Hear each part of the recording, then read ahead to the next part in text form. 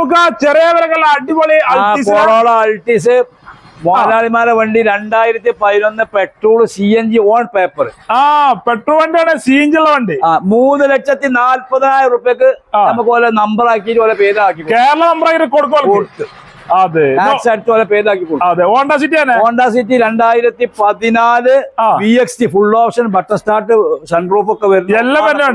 എത്ര കൊടുക്കാം? സെക്കൻഡ് ഓണർഷിപ്പിലെ വണ്ടി 84,000 കിലോമീറ്റർ വണ്ടി 5,00,000 റുപ്യക്ക് നമുക്ക് കൊടുക്കാം. 5 ലക്ഷം റുപ്യക്ക് ഉറപ്പായിട്ടും കൊടുക്കാം. അതെ, 2019 VDI automatic second ownership 76,000 kilometre ഓടിയ വണ്ടി 7,4 ലക്ഷം റുപ്യ കൊടുക്കാം. അതും സെക്കൻഡ് ഓണർഷിപ്പ് വണ്ടിയില്ലേ? സെക്കൻഡ് ഓണർഷിപ്പ് വണ്ടി, അടിപൊളി വണ്ടി, കമ്പനി സർവീസ് ഉണ്ട്.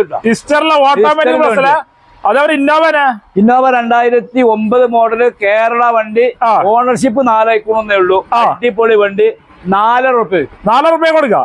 ഓക്കെ, അതായത് ഈ ഇന്നോവ 2011 V 1,60,000 ഓട്ടം 6 ലക്ഷം റുപ്യ കൊടുക്കാം. 6 ലക്ഷം റുപ്യ കൊടുക്കാം. വി ഓപ്ഷൻ ഫുൾ ഓപ്ഷൻ നമ്പറായ വണ്ടിയാണെന്ന് മാത്രം.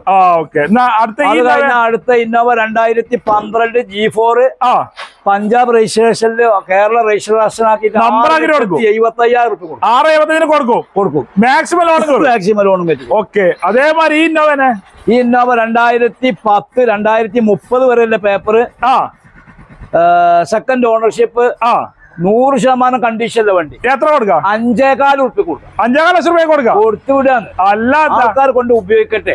നമ്മൾ കെട്ടിപ്പിടിച്ചോണ്ടിരുന്നിട്ട് എന്താ കാര്യം? 2018 model Creta SX automatic 1.6 SX plus automatic. എത്ര കൊടുക്കാം? 90,000 കിലോമീറ്റർ ഓടി നമുക്ക് നമ്പർ ആക്കിയിട്ട് 8 റുപ്യ കൊടുക്കാം. കമ്പനി സ്റ്ററിലെ വണ്ടി 90,000 കിലോമീറ്റർ. ഓക്കെ, ഈ ഇന്നോവ പടച്ചോനെ 2011 ഒന്നാം നമ്പർ അടിച്ചാ അടിപൊളി വണ്ടി.